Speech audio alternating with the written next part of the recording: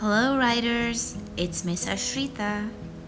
Remember I told you I wanted to write my next book about dogs? So I circled dogs on my list and started rehearsing my facts. Dogs can bark. Dogs have paws. Dogs are pets. Our friend Emily taught me that you could also use the word need to help you rehearse your fact.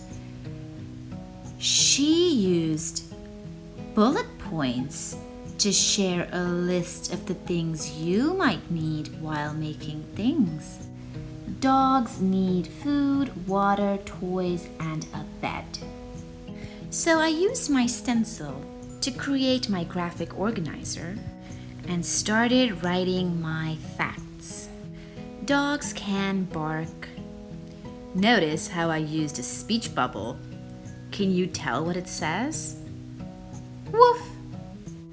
Dogs have paws. Did you know each dog has a unique paw print?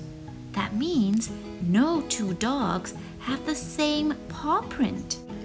Dogs are pets.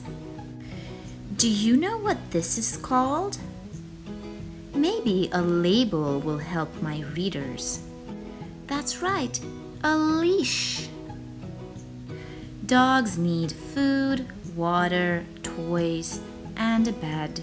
Thanks, Emily, for inspiring me to use bullet points and write a list of the things a dog might need. I then added a sticky note with the word dogs on it and put it in the middle of my graphic organizer to tell what my topic is all about. Now, my writing is organized, but my space isn't. My books are mixed up. I'm going to use these folders to help me organize my books.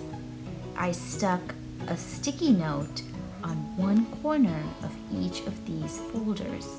Now, these folders are a little different from the ones we have in class. They don't have two sides to it, so I needed to use two separate folders. I drew a sun on one of them for the books I'm still working on, and a moon on the other for the books that I finished. I finished my plants book, so that's going to go in the folder with a moon on it. I'm still working on my book about dogs. Where do you think that's going to go? That's right, in the folder with a sun on it.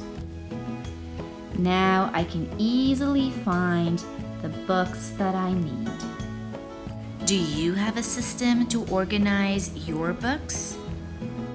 Share a photo of what tools you use to organize your books on Seesaw.